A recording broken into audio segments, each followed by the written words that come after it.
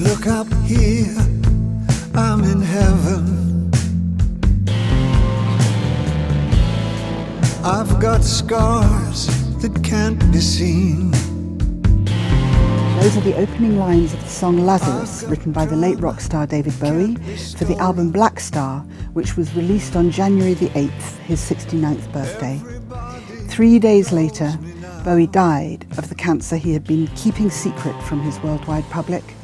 And with hindsight, the lyrics of that song, and indeed the whole Black Star album, took on a tragic new meaning. The final lines of the song are revealing too. Just like that bluebird. Now ain't that just like me? But what was David Bowie like? He was a master of disguise, adopting vivid personae as he moved through different musical styles and moods. Everything, from his hair colour to his avowed sexuality, was in a state of flux throughout his 50-year career.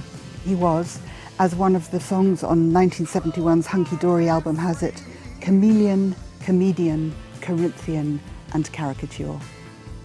Here with me to talk about the life and times of this great pop star is Ludo Hunter-Tilney, the FT's pop critic. Ludo, welcome. Let's take it from the end, really. This amazing album that appeared just days ago. We were talking about you writing about it without any idea that it was this final farewell, what you might call a beautifully managed death. It is exactly that. It feels that even at this moment of maximum mortality, Bowie has somehow stage managed his own death. The album itself is very powerful, which makes the news of his passing all the more shocking, because he sounds in such creative vigor, such good health on this album. Although now we can see that the themes, the death, of heaven, of freedom as well, and also some very dark and cryptic stuff about sort of lifelessness. All of these we can now see were inspired to a degree by the illness that he was suffering, unknown to the rest of us. And the astonishing courage to make that amazing video. And it's remarkable, I think, also to manage to keep it secret in such a day. He was an early adopter of the internet, Bowie. He was very interested in digital technologies and all of the many means of communication that we have now. Yet in the age of awful gossip websites sprouting up everywhere, when secrets are more or less impossible to keep, he did manage to keep this one fundamental truth about himself completely hidden from public view. Well, it is amazing. Perhaps the last great created persona of all the ones he made in his life. So looping right back to the start then, I mean, everything from adopting different names to, and by the way, people don't really know even how to pronounce his name. I mean, he said that he didn't know how to pronounce it, so that's quite good. So yet another chameleon-like trick. Who also changed his name from the much more ordinary David Jones, about which there could be no doubt how to pronounce, into this interestingly stylized alter ego, which then turned into so many other alter egos. I think one of the interesting things about Black Star is to hear the music in it, which is jazz. It's based on jazz, which a lot of people were very mystified by.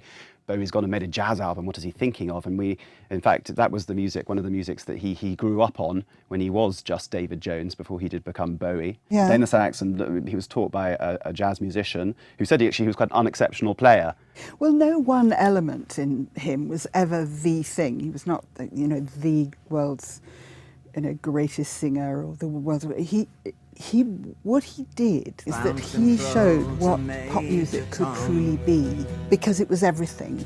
It was costume, it was performance, it was light shows, it was of course the music, but it was the creating of persona, and that was what the 70s was about. You're too young to remember, but I'm now going to come clean about my great age. I went to a Ziggy Stardust concert, and Ziggy Stardust was one of the very colourful ones. We always see the photos of Ziggy Stardust because the costumes were amazing. I mean, he would rank as one of the people who many people, myself included, would love to have seen in their prime, and the sort of tantalising figure when you wonder about seeing such a remarkable performer, someone who had such grace, such amazing balletic grace, learnt from Lindsay Kemp, the mime artist and choreographer, and yet also who had this animal intensity, who could bring such intensity, outrageous intensity to his performance. I think it would have been quite magnificent to see. I think one of the things about him at that time, in his real prime, is that he made pop music seem otherworldly.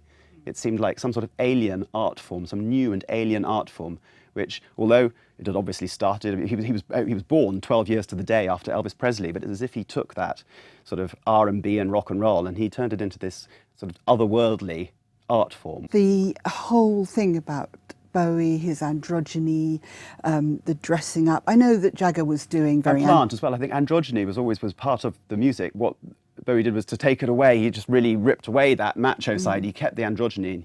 He went and actually brought out something within it, which was more shocking, which is a sort of bisexuality, which, you know, the lifestyle that he advertised himself as leading when he became increasingly sort of hedonistic in his lifestyle. But then, by the middle of the 80s, it kind of gone to bits. How can anyone go on? I mean, if you think about what he achieved in the 70s, this run of extraordinary records, it was just remarkable. And when he wasn't making his own records, he was producing, you know, the likes of Lou Reed and Iggy Pop.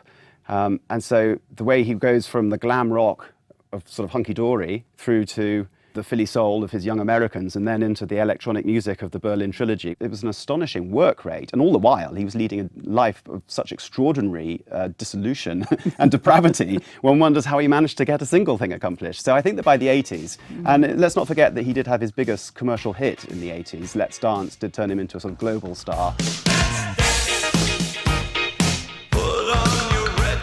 But then after that, I think later on in that decade, you do see a tailing off. And into the 90s, he began to sort of chase trends. And it became a less dignified time for him because he became pilloried to a degree which was really unfair, I think. And his reappearance 3 years ago with The Next Day, which was released quite without warning, again on the date of his birthday, his 66th birthday on that occasion, was a great surprise to people because he sounded so, he managed to sound so good.